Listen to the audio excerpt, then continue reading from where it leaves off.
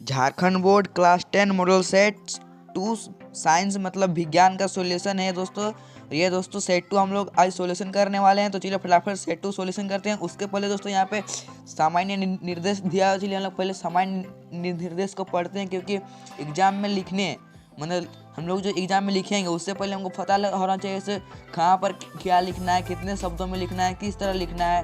तो चलिए इसको हम लोग पहले पढ़ लेते हैं, उसके बाद हम लोग सॉल्यूशन करेंगे। तो चलिए हम लोग एक एक करके सबको पढ़ते हैं। तो दोस्तों यहाँ पे ध्यान दीजिए।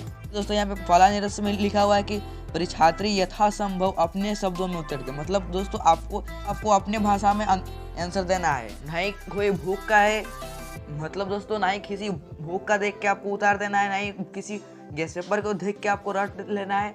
आपको जितना हो सके अपने शब्दों में उत्तर दे देना है। और ये तो गैस पेपर का लिखेगा या फिर कोई भी बुक वगैरह का लिखेगा उसमें भी आपको नंबर मिल जाएगा। लेकिन आपको बोल रहा है यथासंभव, मतलब आप जैसे कि बुक का याद नहीं है तो अपने से सोच सोच के आप लोग लिख सकते हैं। और उसके बाद यहाँ पर दूसरा पॉइंट में लिखा हुआ है कुल प्रश्नों की संख्या 19 है, ठीक है। उसके बाद यहाँ पर तीसरा स्टेप में लिखा हुआ है प्रश्न संख्या 1 से प्रश्न संख्या 7 तक अति लघु उत्तरीय प्रश्न है। इन्हीं 5 प्रश्नों के उत्तर अधिकतम एक वाक्य में दीजिए।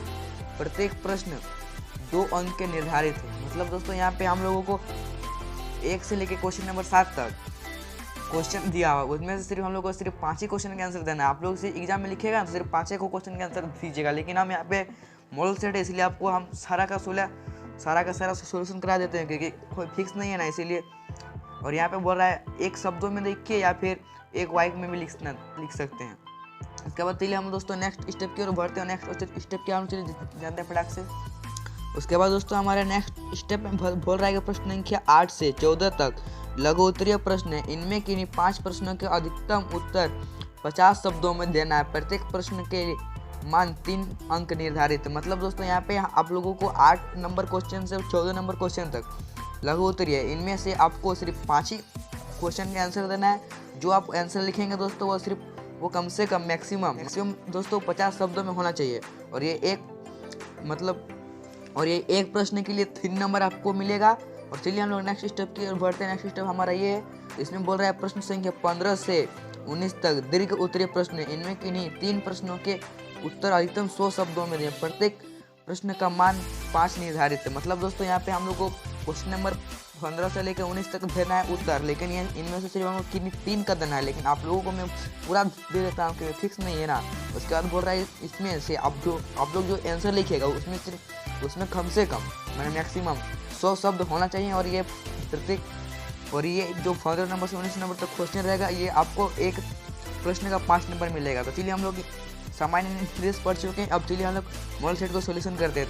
तो दोस्तों हम लोग का पहला क्वेश्चन है विद्युत धारा का एसआई मात्रक लिखिए। और इसी में दूसरा क्वेश्चन है किसी चालक में विद्युत धारा मापने के लिए किस उपकरण का प्रयोग किया जाता है।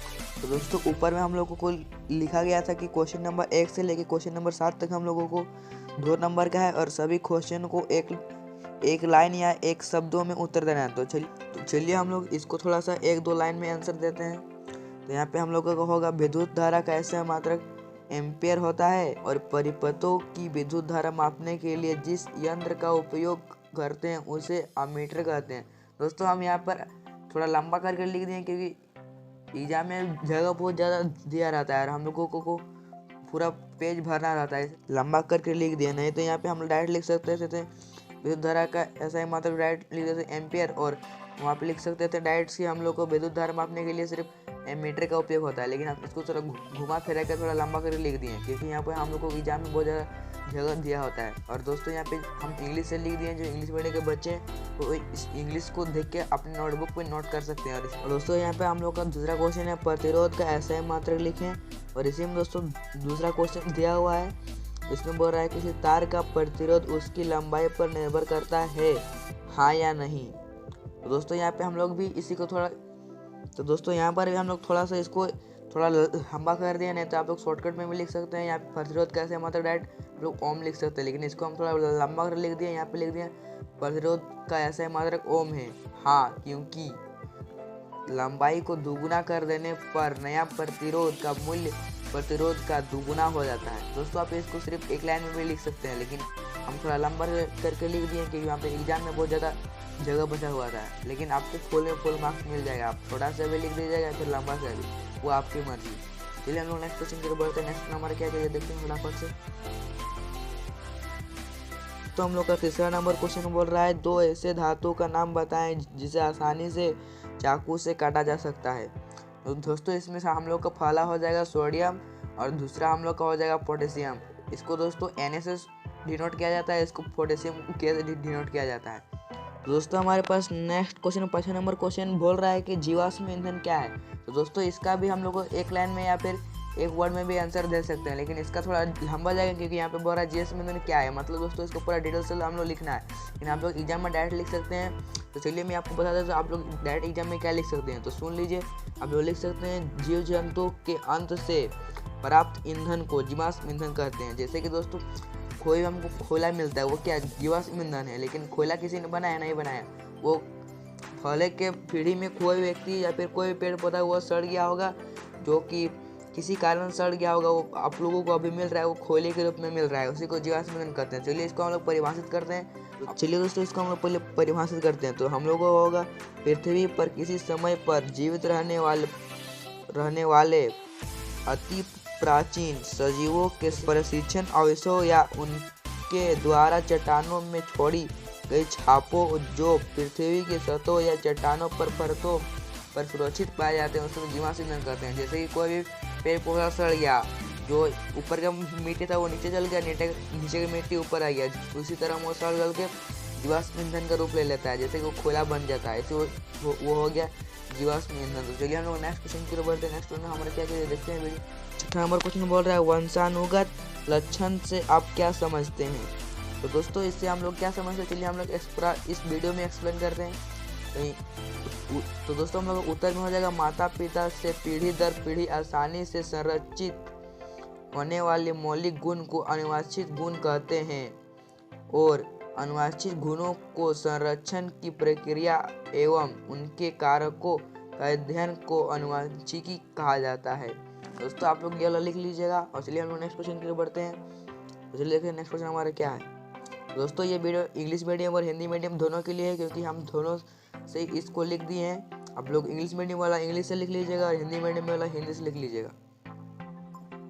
तो दोस्तों हमारे पास 7वां नंबर क्वेश्चन बोल रहा है कि एक आहार श्रृंखला का उदाहरण दें। दोस्तों तो वहाँ पे ऊपर में लिखा हुआ था कि क्वेश्चन नंबर 1 से लेके क्वेश्चन नंबर 7 तक आप लोगों को सिर्फ एक लाइन या फिर एक वर्ड में आंसर देना। तो चलिए इसका हम लोग एक लाइन में आंसर देते हैं। तो इसका हो जाएगा हर जीवित चीज़ एक खास आहार श्रृंखला है, जैसे पौधा पक्षी, बस इसी तरह। चलिए हम लोग नेक्स्ट क्वेश्चन की तरफ बढ़ते हैं। तो दोस्तों वहाँ पे ऊपर में लिखा हुआ था सामान्य निर्देश में कि क्वेश्चन नंबर 8 से क्वेश्चन नंबर 14 को हम लोगों को सिर्फ किन्हीं 5 प्रश्नों के उत्तर देना है, और प्रत्येक प्रश्न 3 नंबर का रहेगा, और दोस्तों इसमें मैक्सिमम 50 शब्दों में आंसर देना है। तो चलिए हम लोग इसको 50 शब्दों में क्वेश्चन नंबर 8 से लेके क्वेश्चन नंबर 14 तक देते हैं, और चलिए इसको फटाफट से हम लोग उत्तर सहित हल करते हैं। तो दोस्तों हमारा 8 नंबर क्वेश्चन बोल रहा है ओम का नियम बताएं। इस नियम के आधार पर विभवांतर तथा विद्युत धारा के संबंध लिखें, प्रतिरोध का परिभाषित करें। तो दोस्तों हम लोग को क्वेश्चन बोल रहा है पहले ओम का नियम को बताना है, मैंने पूरा उसको परिभाषित करना है, उसके बाद ओम के नियम के आधार पर विभवांतर तथा विद्युत धारा के संबंध लिखना है, और उसको प्रतिरोध को परिभाषित करना है। चलिए फटाफट से हम लोग परिभाषित भी करते हैं और सारा कुछ लिखते हैं। तो चलिए दोस्तों पहले हम जानते हैं ओम का नियम क्या होता है। तो दोस्तों ओम का नियम होता है समान ताप पर कि चालक में प्रवाहित विद्युत धारा बिंदुओं के बीच के विभवांतर के समानुपाती होता है, उसे ओम का नियम कहते हैं। चलिए दोस्तों उसके बाद हम लोगों को व्यंजक भी प्राप्त करना है, उसके बाद हम लोग को प्रतिरोधक परिभाषित भी करना है। तो चलिए हम लोग फटाफट से करते हैं। तो दोस्तों उसके बाद हमारे पास 9 नंबर क्वेश्चन बोल रहा है चुंबकीय क्षेत्र रेखा क्या है। उसके मतलब दोस्तों हम लोग को पहले लिखना है चुंबकीय क्षेत्र रेखा होता क्या है, उसके बाद बोल रहा है चुंबकीय क्षेत्र रेखाओं के कोई 2 गुण लिखें। तो चलिए पहले हम लोग जानते हैं चुंबकीय क्षेत्र रेखा क्या होता है, उसके बाद हम लोग को 2 गुण पर भी चर्चा करेंगे। तो चलिए हम लोग फटाफट से देखते हैं। यहाँ पे चुंबकीय क्षेत्र रेखाएं किसी चुंबक के चारों ओर का वह क्षेत्र है जिसमें उनके बल का संसूचन किया जाता है, वो चुंबक का चुंबकीय क्षेत्र रेखा कहलाता है। उसके बाद दोस्तों हम लोगों को ये सब नहीं लिखना है आप लोगों को, सब नहीं लिखना है आप लोगों को। चलिए हम लोग राइट इसके दो गुण पर चर्चा करते हैं। दोस्तों जिस तरह मैं लिखा हूँ, चुंबकीय क्षेत्र रेखाएं के दो गुण है जो निम्न है। आप लोगों को इसी तरह करके लिखना है जो निम्न है। कुछ भी बोलेगा, दो उदाहरण दीजिए, दो कुछ भी कीजिए, 4 उदाहरण दीजिए, 5 उदाहरण दीजिए, उसको डायरेक्ट पर लिख लेना है। कुछ भी जो भी यहाँ पे वो वर्ड लिखेगा उसको पहले आप लिख लेना है और यहाँ पर लिख देना है उसके जो गुण है वो जो निम्नलिखित है या फिर निम्न है। तो हम लोग को पहला गुण है चुंबकीय क्षेत्र रेखाएं एक दूसरे को नहीं काटती है, क्योंकि एक बिंदु पर चुंबकीय क्षेत्र रेखा की दो दिशा नहीं हो सकती। उसके बाद दोस्तों हम लोगों के पास दूसरा उदाहरण क्षेत्र रेखा दिशा दर्शाती है। उसके बाद तो दोस्तों हम लोगों के पास नेक्स्ट क्वेश्चन है चौथा नंबर क्वेश्चन। तो दोस्तों चौथा नंबर क्वेश्चन के लिए मैं अलग से वीडियो लाऊंगा। चौथा नंबर का क्वेश्चन का आंसर फिलहाल इस वीडियो में मैं आप लोगों के लिए नहीं दे रहा हूं, तो नेक्स्ट वीडियो के लिए इंतजार करें। चलिए हम लोग नेक्स्ट क्वेश्चन की ओर बढ़ते हैं। इस क्वेश्चन को मुझे छोड़ देते हैं। तो दोस्तों उसके बाद हमारे पास 9 नंबर क्वेश्चन बोल रहा है चुंबकीय क्षेत्र रेखा क्या है। उसका मतलब दोस्तों हम लोग को पहले लिखना है चुंबकीय क्षेत्र रेखा होता क्या है। उसके बाद बोल रहा है चुंबकीय क्षेत्र रेखाओं के कोई दो गुण लिखें। तो चलिए पहले हम लोग जानते हैं चुंबकीय क्षेत्र रेखा क्या होता है, उसके बाद हम लोग को दो गुण पर भी चर्चा करेंगे। तो चलिए हम लोग फटाफट से देखते हैं। तो यहाँ पे चुंबकीय क्षेत्र रेखाएं किसी चुंबक के चारों ओर का वह क्षेत्र है जिसमें उनके बल का संसूचन किया जाता है, वो चुंबक का चुंबकीय क्षेत्र रेखा कहलाता है। उसके बाद दोस्तों हम लोगों को ये सब नहीं लिखना है आप लोगों को, सब नहीं लिखना है आप लोगों को। चलिए हम लोग राइट इसके दो गुण पर चर्चा करते हैं। दोस्तों जिस तरह मैं लिखा हूँ, चुंबकीय क्षेत्र रेखाएं के दो गुण है जो निम्न है। आप लोगों को इसी तरह करके लिखना है जो निम्न है।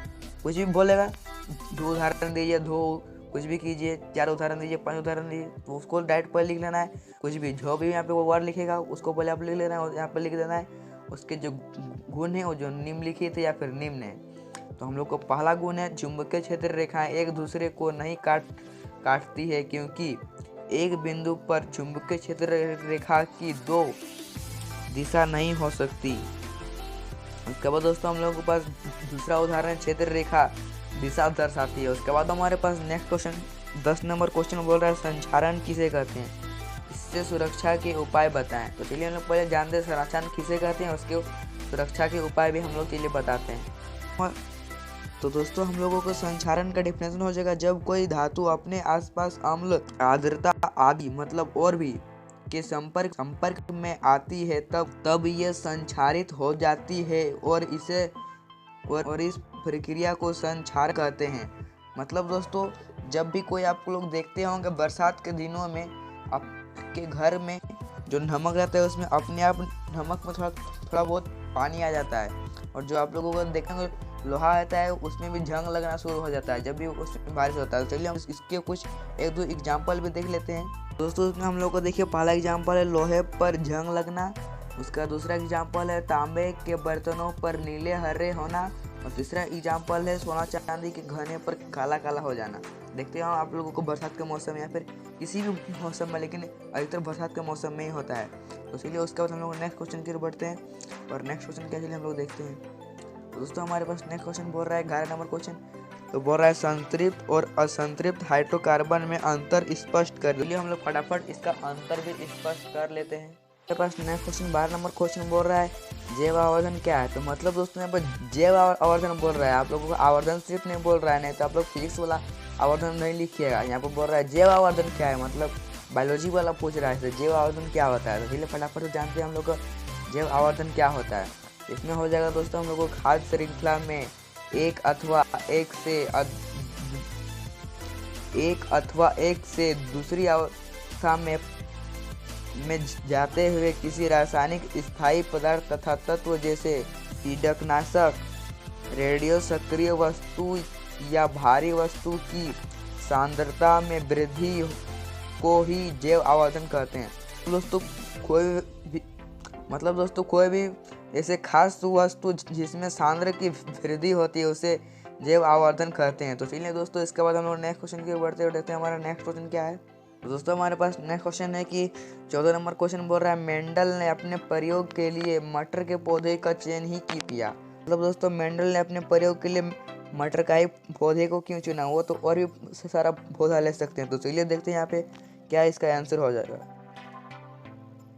तो दोस्तों इसका हम लोगों का आंसर हो जाएगा, मेंडल ने अपने प्रयोगों के लिए ही मटर के पौधे का चुनाव इसलिए किया क्योंकि मटर का पौधा आसानी से उपलब्ध हो जाता है और एक साल में कई बार लगाया भी जा सकता है और इनके पुष्प का आकार बड़े और अधिक परागण क्षमता वान है। इनमें परागण और आसानी से किया जा सकता है। मटर के पौधे आसानी से बड़े हो जाते हैं और इनका अध्ययन करना भी अधिक सरल है। इसीलिए मेंडल ने इस मटर के पौधे को चुना क्योंकि मटर का जो फूल होता है वो भी बड़ा होता है, मटर का पौधा भी बड़ा होता है और ये साल में कई बार लगाए भी जाते हैं। और साथ ही साथ ये और भी सारा आप लोग बोल सकते हैं, लेकिन और चीज़ का जैसे कि फूल होता है वो बड़ा नहीं होता है साल में, मतलब यहाँ पे कारण भी लिखे गए हैं। इस कारण से मेंडल ने मटर के पौधे को ही चुना था। तो चलिए दोस्तों हम लोग फटाक से नेक्स्ट क्वेश्चन की ओर बढ़ते हैं और देखते हैं नेक्स्ट क्वेश्चन हमारा क्या है। दोस्तों उसके बाद हमारे पास नेक्स्ट क्वेश्चन है 15 नंबर क्वेश्चन बोल रहा है, एक विद्युत परिपथ में 3 प्रतिरोध को जिनके प्रतिरोध क्रमशः R1, R2 तथा R3 को पारस्परिक क्रम में जोड़ा जाता है, विद्युत परिपथ का समतुल्य प्रतिरोध के लिए व्यंजक प्राप्त करता है। दोस्तों ये वेरी इंपॉर्टेंट क्योंकि दोस्तों ये सेट 1 में भी पूछा गया था, यानी दोस्तों ये क्वेश्चन बार बार रिपीट हो रहा है दोस्तों, यानी इस क्वेश्चन का एग्जाम में आने के चांसेस बहुत ज़्यादा बढ़ रहा है। और दोस्तों यहाँ से हम लोग को 15 नंबर क्वेश्चन से हम लोग को बोल रहा है कि आप लोगों को यहाँ से 100 वर्ड में आंसर देना है। ये एक क्वेश्चन 5 नंबर का है और बोल रहा है कि इन 3 प्रश्नों के उत्तर दें। यहाँ पे हम लोग को 15 से 19 तक है, लेकिन यहाँ पे 4 हो जाता है, 15, 16, 17, 18, 19। इनमें से सिर्फ हम लोग को किसी 3 का आंसर देना है, लेकिन हम आप लोगों को 4 का आंसर दे देते हैं। चलिए फटाफट से इसका आंसर जानते हैं क्या होगा। तो हम लोग को पहले जानना पड़ेगा कि श्रेणीक्रम संयोजन किसे कहते हैं। दोस्तों यहाँ पे श्रेणीक्रम लिखा है फिर पार्श्वक्रम लिखा है। श्रेणीक्रम और पार्श्वक्रम का मतलब एक ही होता है। चलिए हम लोग पहले जानते हैं इसको श्रेणीक्रम संयोजन किसे कहते हैं। तो दोस्तों जब 3 प्रतिरोध का दूसरा छोर के पहले प्रतिरोध के दूसरे छोर का दूसरा छोर तीसरे प्रतिरोध पहले छोर से जोड़ा जाता है, तो इस प्रकार के संयोजन को पार्श्वक्रम संयोजन कहते हैं। और दोस्तों हम लोग को एक डायग्राम बनाना होता है। चलिए देख लीजिए इस डायग्राम को हम किस तरह से बनाए हैं। सबसे पहले दोस्तों यहाँ पे हम एक वेंट्री ले लिए हैं। देख लीजिए यहाँ पे दोस्तों हमने एक वेंट्री लिया है, यहाँ पे एक सेल लिया है और दोस्तों यहाँ पे एक कुंजी लिया है, ये वाला कुंजी है। और यहाँ पे देखिए दोस्तों यहाँ पे R1 प्रतिरोध है, R2 प्रतिरोध है, R3 प्रतिरोध है। यहाँ पे धारा एम्पियर जा रहा है और I भी जा रहा है। चलिए दोस्तों इसको हमको व्यंजक प्राप्त करते हैं फटाफट से। तो चलिए हम लोग पहले मान लेना है कि माना के लिख लेना है और यहाँ पे लिखना है 3 प्रतिरोध R1, R2 तथा R3 को श्रेणीक्रम में जोड़ा जाता है। देख लीजिए यहाँ पे श्रेणीक्रम को एक साथ जोड़ रहे हैं हम लोग को। प्रतिरोध का दूसरा छोर और दूसरे प्रतिरोध का पहला छोर, देखिए यहाँ पे देखिए पहला प्रतिरोध दूसरा छोर और दूसरा प्रतिरोध का पहला छोर एक साथ जोड़ दिए। इसी तरह यहाँ पर भी दूसरा छोर तीसरा छोर जोड़ा हुआ है और इसके बीच विभवांतर V1, V2 तथा V3 इनके धारा I पर प्रभावित होती है। देख लीजिए यहाँ पे V1, V2 और V3 है। और यहाँ पे दोस्तों सॉरी यहाँ पे लिखने के लिए भूल गए, यहाँ पे धारा I प्रभावित की जाती है इन लोगों के बीच। उसके बाद हम लोगों को क्या लिखना है, उसके बाद हम लोगों को लिखना है ओम के नियम से। अब हम लोग लिखना है ओम के नियम से। ओम के नियम से क्या होता है दोस्तों, V = IR। तो हम लोग को पहला समीकरण ये मान लेना है V = IR। उसके बाद हम लोग को V1 है ना वहाँ पे, तो V1 कर लेना है और V1 = लिखना है वहाँ पे लिखे थे हम लोग। देखिए यहाँ पर लिखे V = IR, तो यहाँ पे क्या लिखेंगे V1 क्योंकि हम लोग V1 माने थे, यहाँ पे R1 भी मानना पड़ेगा क्योंकि वहाँ पे हम लोग R1 प्रतिरोध लिए थे ना, इसीलिए। इस तरह V2 भी कर लेना है, V3 भी कर लेना है उसको, और V = V1 + V2 + V3 कर देना है। उसके बाद दोस्तों यहाँ पे लिखना है सभी प्रतिरोध 2, 3 तथा चौथे को जोड़ने पर IR = इतना हो जाएगा। देखिए सभी प्रतिरोध को हमको जोड़ दिए, तो यहाँ पर हम लोग को हो जाएगा ना IR = IR1 + IR2 + IR3। उसके बाद दोस्तों देख लीजिए यहाँ पे कॉमन क्या जाएगा I देखिए सब में I है ये तो दोस्तों देखिए यहाँ पे हम लोग को कॉमन क्या जाएगा, देखिए सब में I आप लोगों को दिख रहेगा, तो हम लोग को I कॉमन ले लेना है और R को बाहर निकाल देना है। यहाँ पे R1 + R2 + R3 R cancel हो जाए, I आई कैंसिल हो जाएगा और दोस्तों हम लोग को फाइनली प्राप्त हो जाएगा R=R1 plus R2 plus R3। यही दोस्तों हम लोग को व्यंजक प्राप्त करना है। इससे आप लोगों को एग्जाम में फुल मार्क्स लेने से नहीं रोक सकता है कोई भी। और चलिए इसके बाद हम लोग नेक्स्ट क्वेश्चन की ओर बढ़ते हैं। नेक्स्ट क्वेश्चन तो उसके बाद हमारे पास 16 नंबर क्वेश्चन बोल रहा है विद्युत मोटर क्या है और इसका सिद्धांत लिखें और एक विद्युत मोटर का नामांकित चित्र बनाएं और एवं उनके 2 उपयोग लिखे। तो चलिए फटाफट से हम लोग इसको जानते हैं क्या क्या होता है।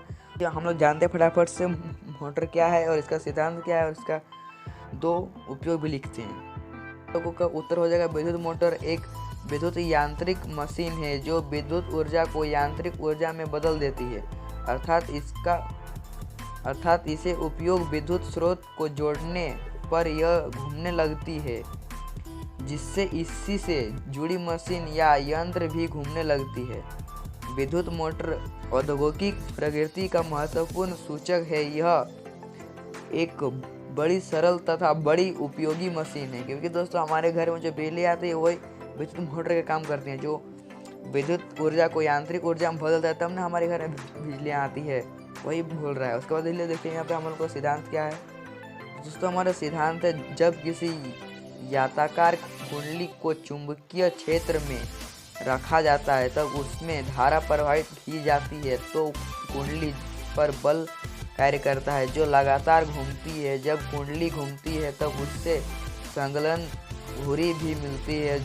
इस तरह मोटर को दी गई विद्युत ऊर्जा घूर्णन की यांत्रिक ऊर्जा की गति में बदल जाती है।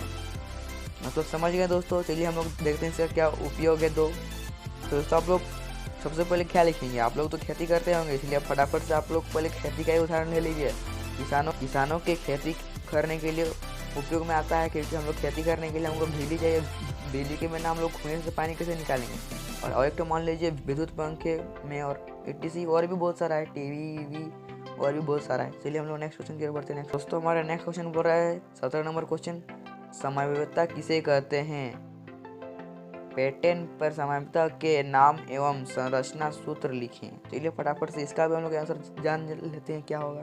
तो हमारे पास इसका आंसर हो जाएगा वे कार्बनिक यौगिक जिनके अणुसूत्र सामान्य रहते हैं लेकिन भौतिक और रासायनिक गुण भिन्न भिन्न हैं समवायिता कहलाते हैं। और ऐसी घटना समवायिता कहलाती हैं। पैटर्न के समवायिता के नाम संरचनात्मक सूत्र हैं, जैसे CH3 CH2 CH2 CH3 ये एन पेंटेन एवं CH3 2 CH2 एवं CH3 मेथिल ब्यूटेन है। और उसके बाद चलिए हम लोग नेक्स्ट क्वेश्चन क्या चलिए हम लोग उसको भी चलिए जानते फटाफट से। और ये दोस्तों ये लास्ट क्वेश्चन है, चलिए हम लोग लास्ट क्वेश्चन को हम लोग पढ़ लेते हैं। उसके बाद दोस्तों हम लोग सेट 2 कंप्लीट हो जाता है। और आप लोग दोस्तों सेट 1 का वीडियो नहीं देखे होंगे तो डिस्क्रिप्शन में लिंक मिल जाएगा, वहाँ से आप लोग जाके सेट 1 का वीडियो देख सकते हैं। दोस्तों हमारे पास नेक्स्ट क्वेश्चन है 19 नंबर क्वेश्चन बोल रहा है मानव में बच्चे का लिंग निर्धारण कैसे होता है, उत्तर देना है। चलिए हम फटाफट से इसका उत्तर दे देते हैं। दोस्तों इसको 100 शब्दों में आंसर देना है, तभी हम लोगों को 5 नंबर मिलेगा। तो चलिए फटाफट से 100 वर्डों में आंसर दे देते हैं और 5 नंबर लेते हैं क्या।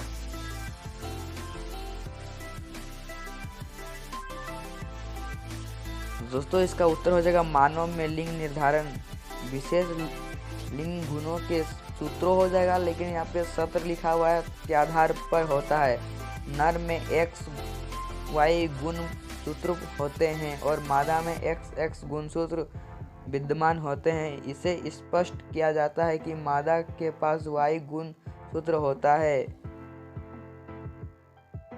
गुणसूत्र ही होता है। जब मादा नर के संयोजन के संतान उत्पत्ति होता है तब मादा किसी भी अवस्था में नर शिशु उत्पन्न करने में असमर्थ हो ही नहीं सकती, क्योंकि नर शिशु के पास XY गुणसूत्र होने चाहिए। उसके बाद चलिए हम लोग आगे बढ़ते हैं, क्या हम लोग को लिखना है आगे। उसके बाद दोस्तों हमारे पास है निषेचन क्रिया में यदि पुरुष का X लिंग गुणसूत्र स्त्री के Y लिंग गुणसूत्र से मिलता है तो इसमें XX जोड़ा बनते हैं, अतः संताति लड़की के रूप में होगी। लेकिन जब पुरुष Y गुणसूत्र और स्त्री के लिंग जब गुणसूत्र से मिलते हैं तब निषेचन करेगा तो y XY बनेगा। इससे लड़के का जन्म होगा। किसी भी परिवार में लड़के या लड़कियां का जन्म पुरुष के गुणसूत्र पर निर्भर करता है, क्योंकि Y गुणसूत्र को तो केवल उसी के पास होते हैं, पुरुष के पास ही होते हैं। साथ ही दोस्तों हमारा सेट टू कंप्लीट हो जाता है। और दोस्तों इस वीडियो से आपको थोड़ा सा भी हेल्प मिला होगा तो इस वीडियो को लाइक कर दीजिएगा और चैनल पे नए हैं तो सब्सक्राइब कर दीजिएगा। आज के लिए इतना ही, मिलते हैं नेक्स्ट वीडियो में। तब तक के लिए जय हिंद, जय भारत।